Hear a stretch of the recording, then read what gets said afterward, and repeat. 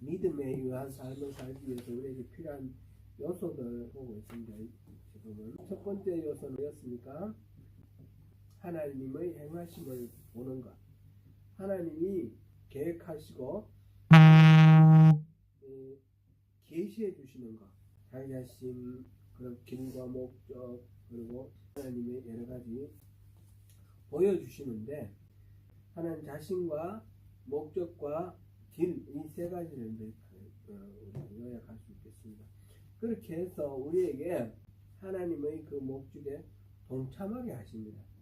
동참하게 하셔서 하나님의 뜻을 이 땅 위에서 우리의 인생을 통해서, 일생을 통해서 그거를 이루어 드리는 일, 그리고 또 하나님의 동력자로 살아가는 것이 우리 인생의 가장 큰 복이기 때문에 그렇게 하나님이 계시해 주십니다.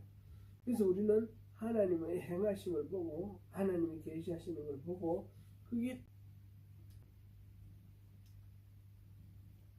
하나님이 행하시는 것과 상관없이 하나님 자기가 계획을 세우고 하나님 도와주세요. 이게 이제 우리 일반적인 신앙의 모습인데, 그렇게 하는 것은 의미가 없다는 것입니다.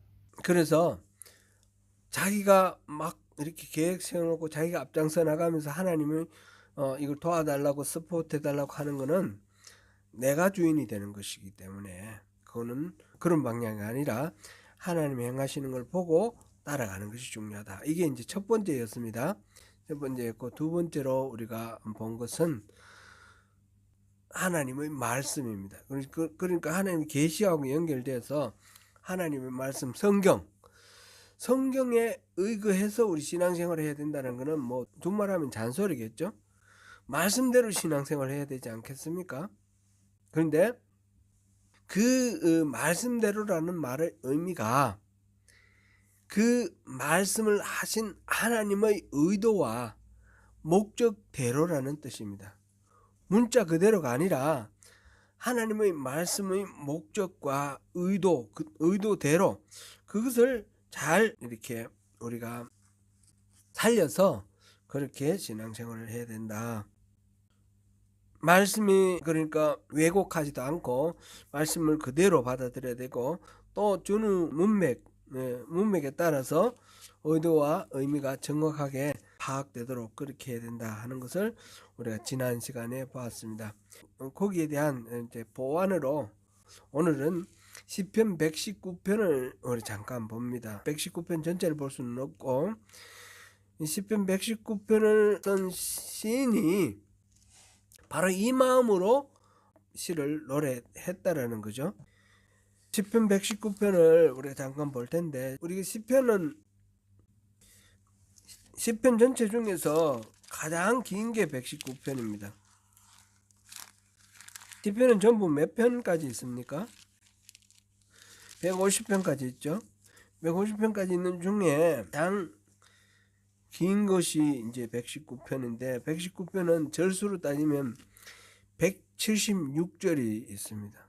176절이 있는데, 이거는 시편은 내용에 들어가기 전에 간단하게만 형식을 이렇게 살펴보면, 답관체라는 말을 쓰는데요. 답관체, 답을 밟는다, 디딘다, 밟는다 할 때 답자 있죠. 답사, 답.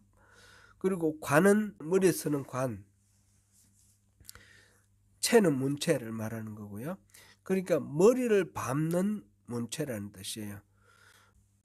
영어로는 아크로스틱이라고 그렇게 말하는데, 히브리 문자가 22개의 문자가 있습니다. 22개의 문자가 있는데, 그 문자를 맨 처음 시작할 때 순서대로 제일 처음에 이제 알렙이라는, 가나다 A로 치면 알렙이라는 문자가 있는데, 8절을 알렙으로 시작하는 겁니다. 8절을 알렙으로 시작하고, 그 다음에 또 9절부터 8절은 두 번째 히브리어 그 문자 베스로 시작합니다. 알렙으로 8, 베스로 8, 이렇게 22자, 마지막 타우라는 게 22번째인데 타우에서 8절, 이렇게 해서 8 곱하기 22 하면 176이 되겠죠.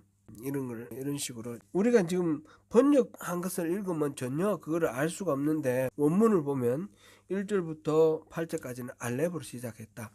이거는 이제 우리나라 그 보면 장타령 보면 그런 거 있잖아요. 일자나 한자나 들고나 보세 뭐 이렇게 시작해서 1로 시작하지 않습니까? 그죠?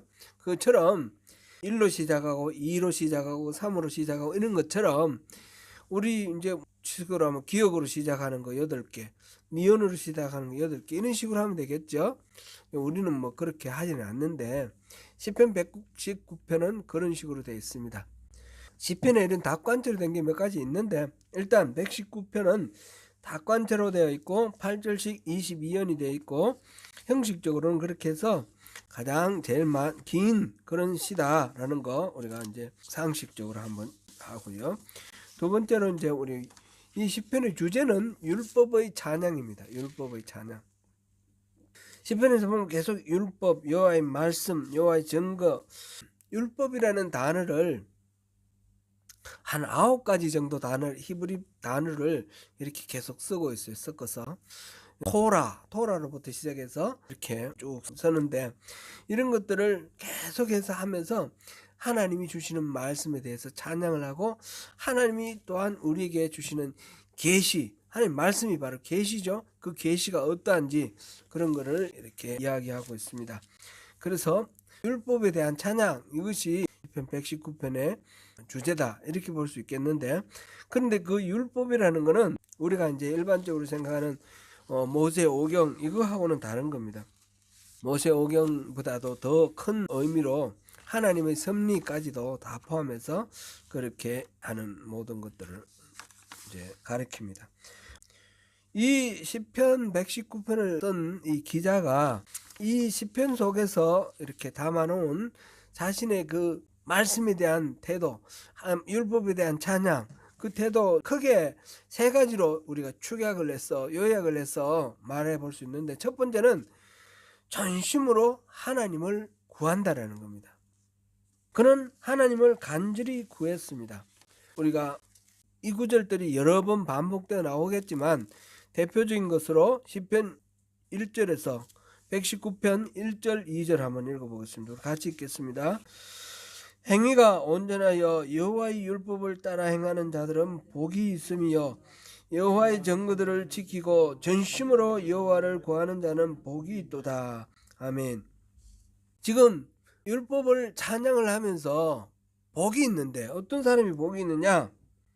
여호와 율법을 따라 행하는 사람, 그리고 여호와를 구하는 자 복이 있다 그랬습니다. 10절 한번 읽어보겠습니다. 시작. 내가 전심으로 주를 찾았사오니 주의 계명에서 떠나지 말게 하소서. 끊임없이 하나님을 찾는 그런 인생을 살았다는 것이죠. 우리가 여기서 하나님을 찾는다는 것은 뭐 단순하게 생각하면 우리가 무슨 문제가 있을 때마다 주여 그리고 하나님 그렇게 찾지 않습니까?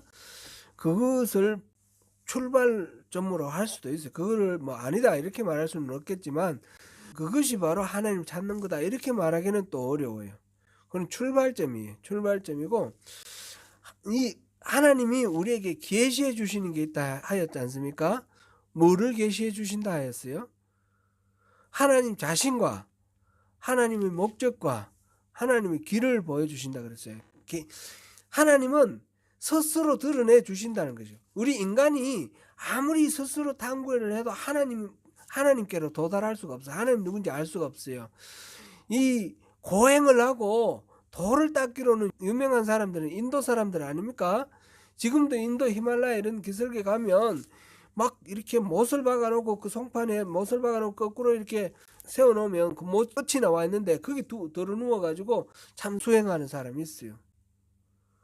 뭐 머리를 모래 속에 파묻고 이렇게 수행하는 사람도 있어요.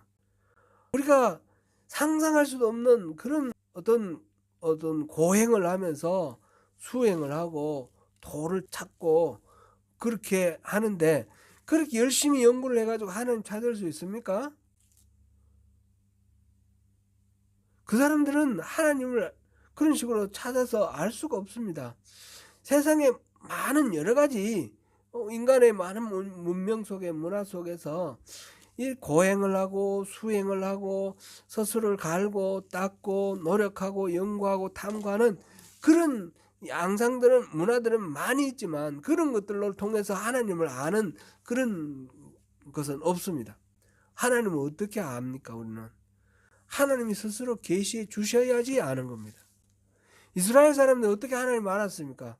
하나님이 스스로 계시해 주셔서 아브라함을 부르시고 너 이리로 오너라 저리로 가라 말씀하시면서 하나님 끊임없이 그에게 나타나 주셔서 하나님을 보여주셨기 때문입니다. 아브라함과 이삭과 야곱에게 그랬고요. 모세에게 그랬고요. 수많은 선지자들 통해서 하나님은 자신을 드러내셔서 내가 하나님이다. 하나님은 이렇다. 말씀해 주셨으니까 그 하나님을 알게 된 거예요. 그러니까 하나님을 구한다는 것은 하나님이 그런 식으로 자신을 드러내고 계시는데 우리가 거기에 초점을 맞춰서 하나님을 바라봐야 된다는 거죠. 그래야지 하나님을 알 수가 있다는 거죠. 지금 이 공중에 보면 아무것도 없죠. 아무것도 안 보이죠.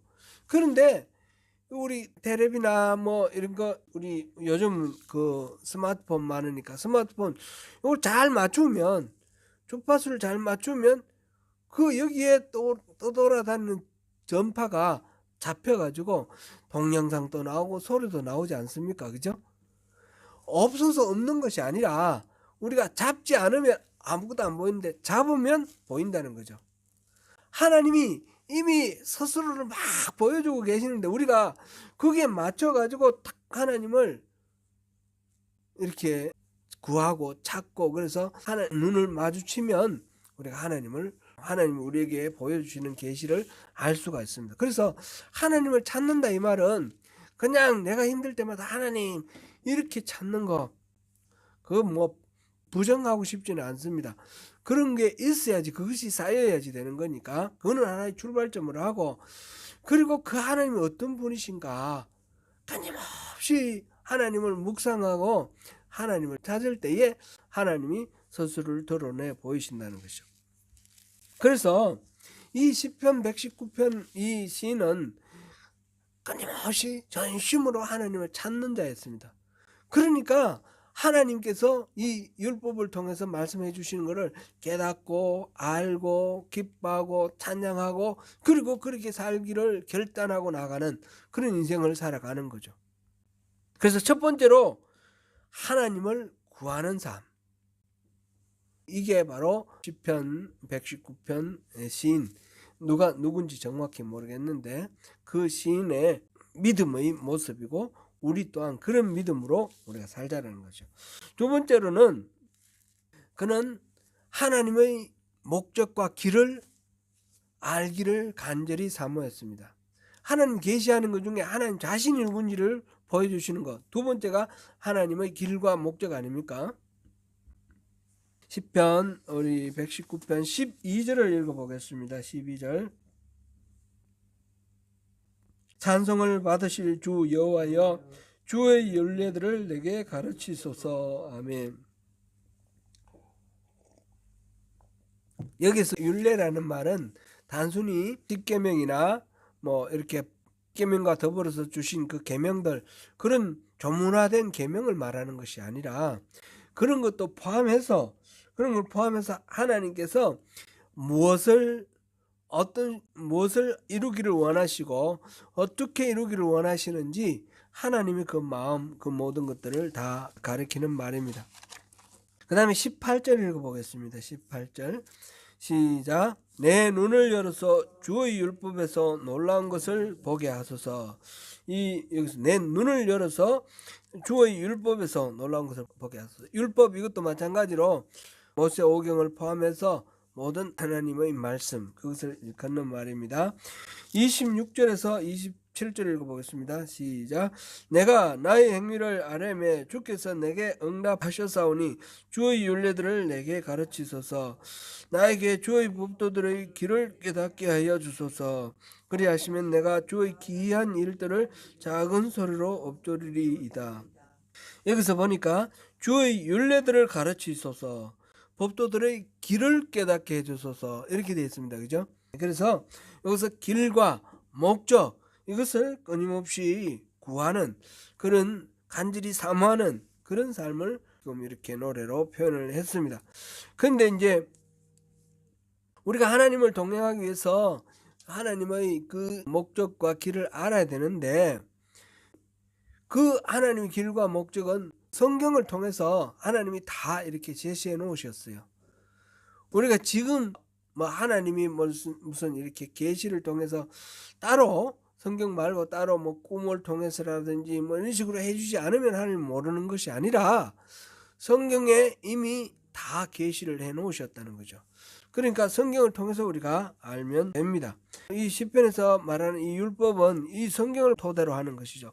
그런데 여기서 시편 119편의 기자는 그 성경 앞에 서되 성경을 통해서 하나님 길과 목적을 알도록 하는데, 단순히 이것이 성경을 어떤 뭐 이론적으로 이해하거나 그렇게 해서 되는 것은 아니라는 겁니다.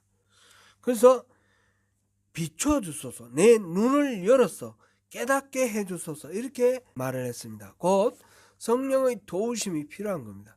성령의 도우심이 필요해서 그렇게 해서 하나님이 도우셔서 눈을 열어 주시면 그것이 보인다라는 것입니다. 우리가 이어령 박사의 그 이야기 우리 잘 알지요.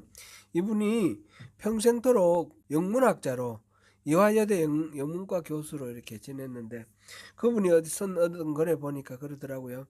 이분이 영문학과 교수로 지내면서 성경을 여러 번 읽었대요. 뭐 영문학 자체가 보면 대부분이 성경 이야기니까 성경과 관련되는 그런 주제도 그렇고 대사도 그렇고 뭐 이렇게 많이 나오니까 성경을 여러 번 읽었대요. 그런데 어디까지나 문학적으로 참고하기 위해서 읽었으니까 성경을 읽어가지고 거기서 신을 전혀 느낄 수도 없었고 믿을 수도 없었어요. 그런데 그 딸 이민아, 나중 목사 되셨고 이제 먼저 이제 세상 떠나셨는데, 그 딸 이민아가 자기 아버지에게 부탁을 한 거예요. 그 목사 되기 전이죠. 병이 났는데 눈이 막이 이렇게 분리가 돼 가지고 상이 잡히지를 않는 거예요. 눈이 안 보이는 거예요. 말하자면 장님이 됐어요. 딸이 좀 여러 가지 삶 인생이 좀 기구하고 어려운데, 오늘 김한길 씨 그 부인이지 않습니까? 첫 번째, 그죠? 김한길 씨하고 이렇게 결혼해가지고 살다가 헤어져가지고 미국 가서 혼자 사는데 자식을 키운 거죠. 키우는데 큰 아들이 뭐 이렇게 교통사고 났는가 이래서 죽었을 거예요. 그리고 이 어려움이 계속 반복되고 자기들 눈도 그렇고 그래가지고 그런 상황에서 어려운 가운데 있으니까 아버지가 너무 딱해서 이 딸을 위해서 내가 너를 위해서 뭘 해주면 좋으냐 그랬더니, 아버지 나를 위해서 기도해 주세요. 내가 믿고 의지해서 기도하는 우리 하나님을 아버지가 받아들이고 그 하나님께 기도해 주세요. 우리 딸 낳게 해달라고 하면 기도해 주세요. 그렇게 해가지고 그 딸을 위해서 기도를 했다는 거죠. 기도를 하니까 막 이 딸에 대한 애틋한 마음이 있으니까 절박해지지 않습니까? 그러면서 그 딸을 위한 기도를 하다가 신을 느끼게 되었고 하나님을 믿게 되었다, 그런 고백하는 것을 들었습니다. 제가 초신자 때 제가 결혼을 해가지고 우리 딸을 낳았는데 그때도 제가 사실은 믿음이 없었는데 우리 딸이 태어난 지 5주 됐는데 탈장이 된 거예요. 장이 탈장이 됐는데, 아무튼 탈장은 우리가 뭐 알 수가 없는 거고, 아침부터 우는 거예요. 우는데 목이 쉬어가지고 소리가 안 나오는데 계속 우는 거예요. 그래서 동네 소아과에서 의사가 모르겠다는 거예요. 이유를 알 수가 없다는 거예요. 큰 병원에 가보라고 그랬습니다. 그래 큰 병원에 갔더니 탈장이라고 수술을 해야 된다. 그런데 자기 병원에서는 수술할 수 없다 해서 다른 병원 알아봐줘서 결국 이제 현대 아산병원에서 수술을 하는데, 아침부터 울어가지고 저녁 막 5시쯤 돼가지고 이제 수술을 했어요. 하루 종일 울은 거죠. 그래가지고 수술하러 갔는데 거기서 이제 수술 동의서라는 게 있지 않습니까? 수술 동의서 쓰는데 쓰기 전에 이제 의사가 설명해 주는데 이건 탈장인데 이렇게 복막이 있는데 장이 삐져나와가지고 지금 아프다고. 그래서 이렇게 배를 열어서, 요즘은 그거 안 열어도 될 거예요. 그런데 그때는 열었어요.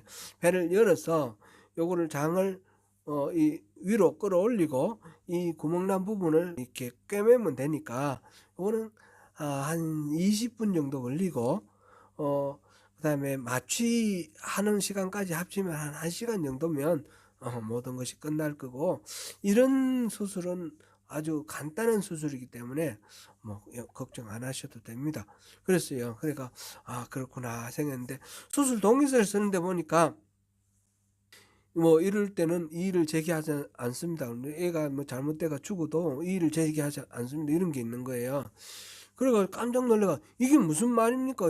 그 간단한 수술이라고 그러지 않았습니까? 그랬더니 간단한 수술이라도 얘가 지금 5주밖에 안 됐는데 전신 마취를 하면 이건 예측을 못하고 이렇게 목 안 깨어나는 경우도 가능성은 낮지만 그럴 수도 있다. 그러니까 수술 동의는 이렇게 해주셔야지 우리가 수술을 한다는 거예요.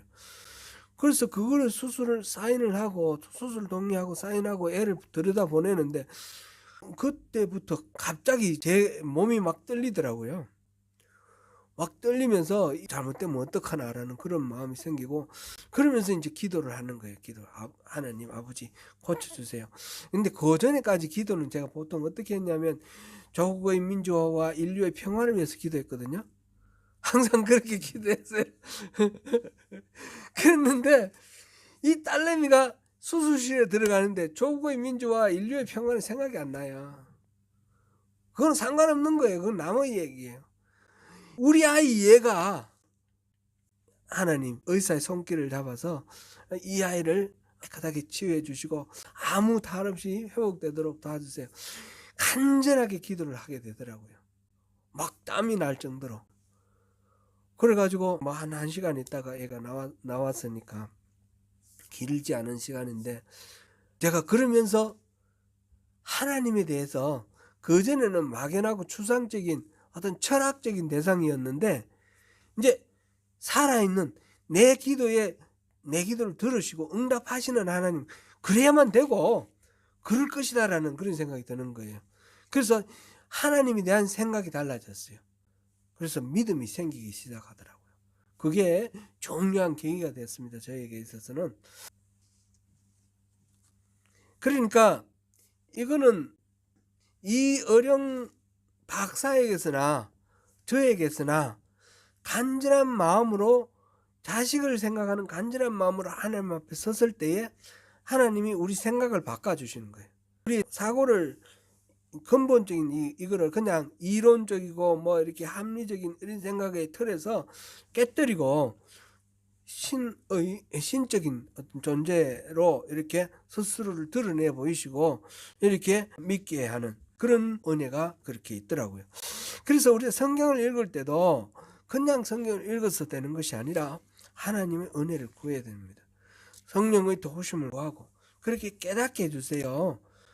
요즘 새벽 기도를 이렇게 계속 제가 좀 자료를 새벽 기도를 하고 올리는데, 하나님이 항상 깨닫게 해주시고 막 이렇게 그 속에 감춰져 있는 비밀을 알게 해주시면 좋겠는데 아무 생각도 안 날 때가 많이 있어요.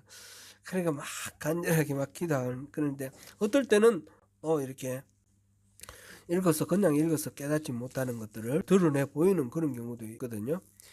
그래서 우리가 기도가 필요한 것 같아요. 눈을 뜨게 해주십시오. 깨닫게 해주십시오. 지금 우리가 여기서 발견할 수 있는 것은 이 시편 119편 이 기자는 하나님을 간절히 구했고 하나님의 길과 목적을 간절히 사모하면서 구했습니다.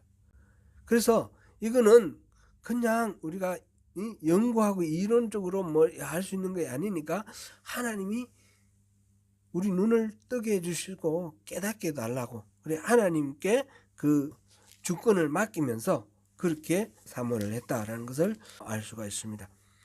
그 다음에 세 번째로는 그는 그렇게 하나님을 알기를 원하고 하나님의 목적과 길을 알기를 원했는데 그렇게 원하는 이유가 있었어요. 그거는 순종하기 위해서, 행하기 위해서. 시편 119편 33절에서 35절 우리가 오늘 본문인데 같이 다시 한번 읽어보겠습니다. 여호와여 주의 율례들의 도를 내게 가르치소서. 내가 끝까지 지키리이다. 나로 하여금 깨닫게 하여 주소서. 내가 주의 법을 준행하며 전심으로 지키리이다. 나로 하여금 주의 계명들의 길로 행하게 하소서. 내가 이를 즐거워함이니이다. 왜 깨닫게 해달라고 그랬어요? 지키기 위해서, 준행하기 위해서, 깨닫게 해주시면 그대로 살기 위해서. 우리가 믿음에 의한 삶을 살려고 하는데 그 믿음의 그 중요한 것이 하나님의 행하심을 보는 것이고 하나님 목적과 의도와 하나님 자신이라는 것을 계시해 주시는 거라고 그랬는데 그 하나님이 계시해 주시고 목적과 길을 알려주시는 거 그거 알고 하나님 이걸 원하시는구나 알고 지적 만족을 하기 위해서 그걸 구하는 것이 아니라는 겁니다. 지적인 만족이 아니라 그렇게 살려고 그렇게 구하는 겁니다. 순종을 위해서 구했던 것입니다. 이 사람은 다른 것이 아니라 하나님이 가르쳐 주시는 그 목적과 길을 따라 사는 것이 자기에게 복이 된다고 믿습니다. 그것이 자기에게 기쁨이 되고 즐거움이 된다고 믿습니다. 그래서 그렇게 살기를 원해서 하나님 길을 가르쳐 주세요. 그럼 내 그리로 갈게요. 그렇게 해서 지금 율법을 찬양을 하고 그렇게 해서 하나님의 도와 목적을 구하고 있는 것입니다. 지금 표현은 지금 우리 몇 군데만 봤지만 사실상 119편 전체가 그래요. 내가 하나님 말씀을 깨닫기를 원합니다. 알려주세요. 내가 순종하겠습니다. 그러면서 하나님의 그 모든 계시와 안내하심을 또 찬양하면서 지금 이 시편 119편을 전개하고 있습니다. 제가 우리 신앙의 본질이 뭐라고 말했는지 한번 생각하면 해보십시오. 신앙의 본질은 뭡니까? 하나님을 알고 하나님을 사랑하여 친밀한 교제를 이루는 것. 이게 신앙이라고 했습니다. 첫째고요. 두 번째로는 그렇게 친밀한 교제를 이루면 하나님의 뜻을 알게 되는 겁니다. 하나님 뜻을 알게 되면 하나님 뜻에 동참하는 것. 동력자로 살아가는 것. 그래서 두 가지를 지금 다시 한번 하면 친밀한 교제, 하나님과의 친밀한 교제를 이루는 것과 하나님의 동력자가 되는 것이 우리 신앙입니다. 이게 신앙의 본질입니다. 가치이고 하나님이 동력자가 되는 것 자체가 우리에게 복인 것입니다. 하나님 뜻이 뭔지를 알고 우리가 그래서 예수님께서는 주기도문에서부터 그걸 가르쳐 주셨어요. 하늘에 계신 우리 아버지요 이름이 거룩히 여김을 받으시며 나라가 임하옵시며 뜻이 하늘에서 이루어진 것 같이 땅에서도 이루어지이다. 이렇게 기도하지 않습니까? 그게 뭡니까? 하나님이 거룩히 여김을 받으시기를 바라고 하나님의 나라가 이 땅에 임하기를 바라고 하나님 뜻이 하늘에서 이루어진 것처럼 이 땅에서도 이루어지기를 원합니다. 하나님의 계획과 하나님의 목적이 이 땅에 이루어지기를 원합니다. 기도를 왜 하라 그러냐 하면 이러한 것에 나를 초대하시고 나를 동참시켜 달라 그런 말입니다. 그러니까 하나님 그렇게 하십시오 이 말이 아니라 하나님 그렇게 하실 때 나를 통해서 그렇게 하십시오 이 말입니다. 하나님 이름이 거룩히 여김을 받으시오 이 말은 내가 하나님을 이름을 거룩히 높이겠다 이 말은 내가 찬양하겠다는 그런 다짐이 되는 것이고 하나님 나라가 임하옵시며 이 말은 하나님 나라가 임하시는데 나를 써서 하십시오. 내가 거기에 동력자가 되겠습니다. 뜻이 하늘에서 이루어진 것 같이 땅에서도 이루어지이다. 그 뜻을 이 땅에 펼치기 위해서 나를 쓰십시오. 그런 기도인 것입니다. 그래서 이 시편 119편의 기자는 바로 그러한 자세로 그러한 자세로 지금 율법에 대해서 노래하고 있고 찬양하고 있습니다. 첫 번째 뭐였습니까? 하나님을 구하고, 두 번째는요 하나님의 목적과 길을 구하는 것이고, 세 번째는요 그 순종하는 것, 순종하는 것이고. 이제 오늘 말씀은 다 이제 끝났는데, 이 말씀을 우리가 좀 더 분명하기 위해서 바리새인들하고 한번 대비해 보면 좋겠습니다. 바리새인은 누구보다 성경을 깊이 연구한 자들이고 누구보다 성경을 강조한 자들입니다. 누구보다 성경을 잘 알았고 자신의 삶 전체를 성경에 기초한 삶을 살고 있다고 스스로 자부한 사람들입니다. 그러나 그들은 시편 119편의 이 시인, 이 기자와 같이 하나님 말씀에 대해서 그런 자세를 가졌던 것이 전혀 아닙니다. 그들은 그렇게 성경을 강조하고 성경을 읽고 성경을 연구하고 했지만 하나님을 전혀 알지 못했습니다. 하나님의 목적과 길을 알지 못했습니다. 그들에게 믿음에 의한 삶은 불가능했습니다. 그들은 하나님과 상관없는 삶을 살았습니다. 오히려 그들은 하나님을 대적하는 삶을 살았습니다. 그러면서도 자기 자신들은 그 하나님을 대적한다는 사실을 모르고 자신들이 정말 믿음으로 하나님을 잘 섬긴다 이렇게 자부하면서 그렇게 살았습니다. 예수님, 하나님이 보내신 예수님을 그들이 먼저 환영을 하고 그들이 먼저 예수님을 섬겨함에도 불구하고 그들은 예수님을 대적하고 예수님을 결국은 십자가에 달아 죽게 하는 그런 하나님의 반역하는 역할을 하였습니다. 왜 그랬습니까? 그들은 하나님을 알지 못했고 하나님이 예수님을 보내주신 그 목적과 하나님이 그들에게 예수님을 섬기게 하기를 원하시는 모든 길 이런 것들을 몰랐기 때문입니다. 교리적으로 신학적으로 많은 지식을 가졌고 누구보다 하나님 뜻을 잘 안다고 자부했지만 그러나 하나님의 목적 길도 몰랐고 앞장서서 예수님을 영접해야 할 그들이 예수님을 대적하고 핍박했습니다. 예수님은 그 시대를 목자 잃은 양들과 같다 그렇게 표현을 했습니다. 그 당시에 바리새인, 사두개파, 율법학자, 서기관들, 대제사장들, 그 다음에 회당장들 얼마나 종교적인 지도자들이 많았습니까? 인구의 한 30%는 됐을 것입니다. 그런데 그런 수많은 리더들이 있었지만 예수님은 그 당시 이 유대인들에게 목자 없는 양과 같다 그랬습니다. 그 많은 그 사람 종교적 리더들은 목자가 아닌 겁니다. 목자는 뭡니까?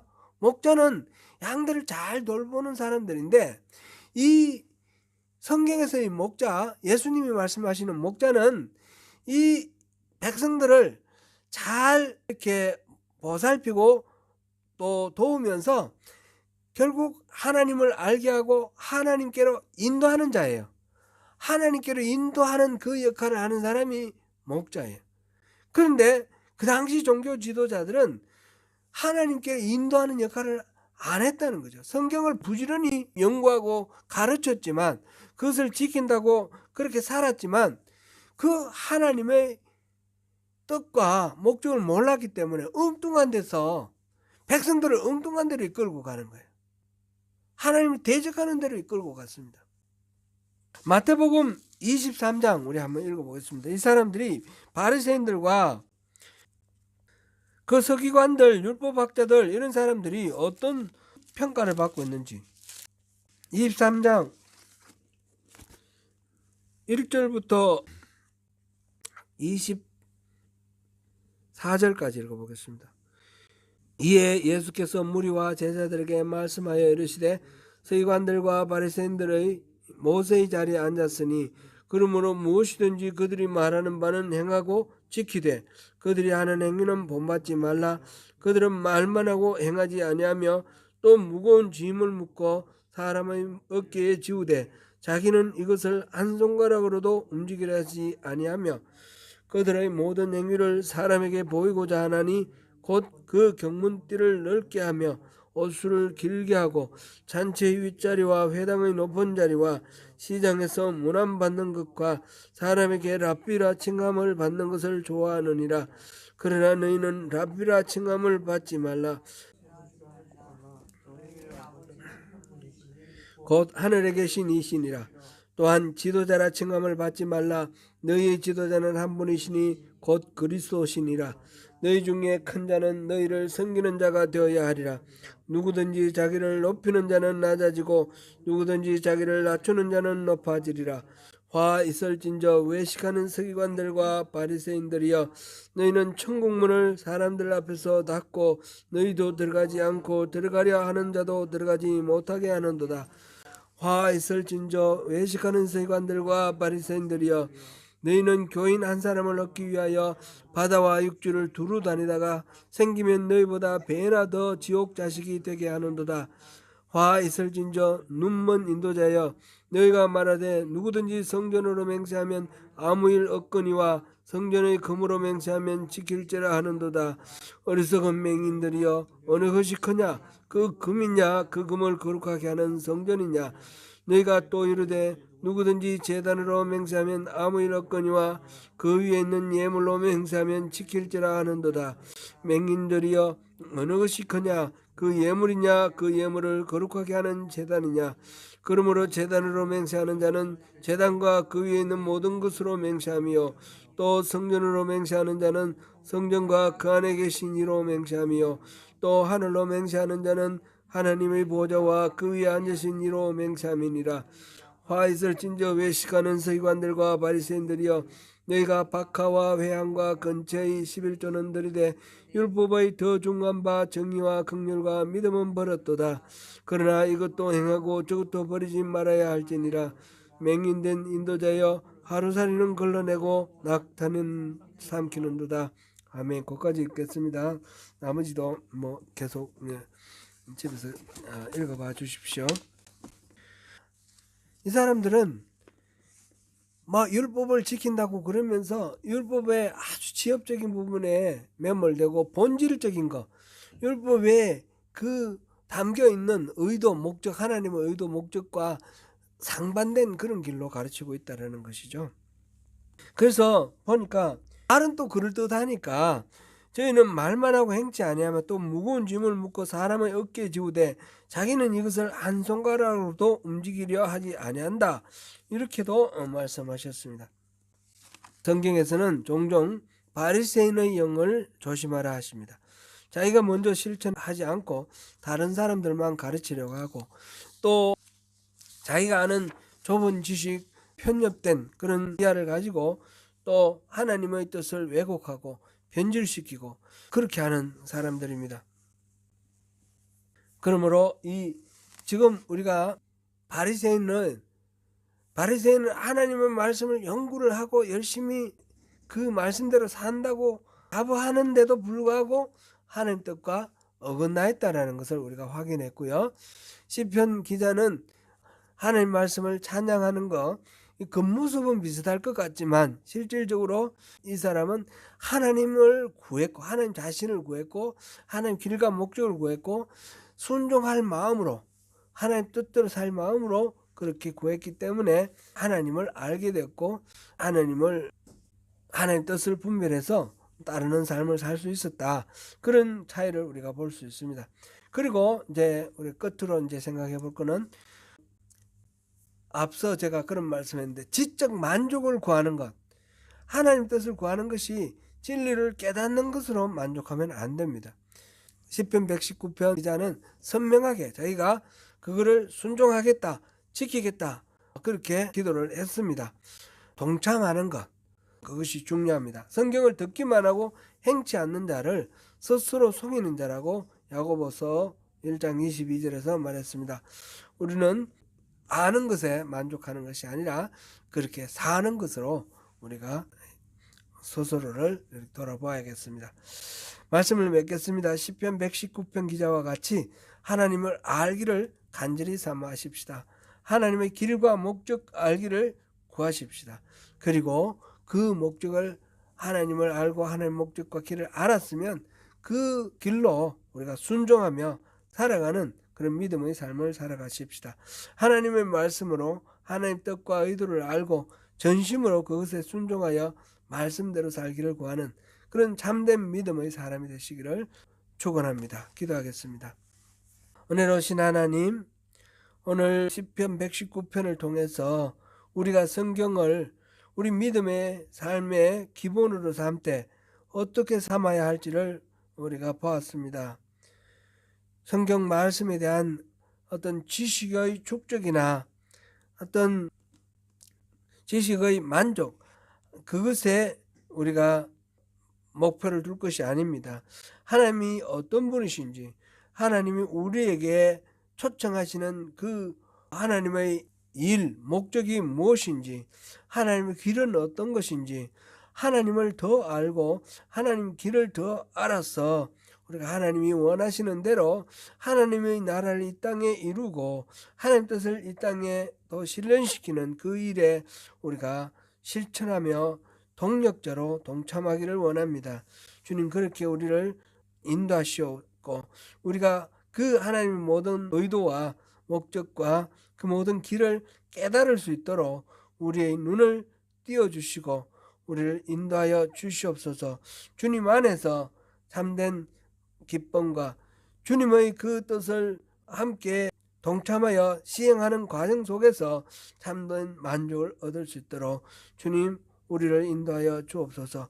예수님 이름으로 기도드립니다. 아멘.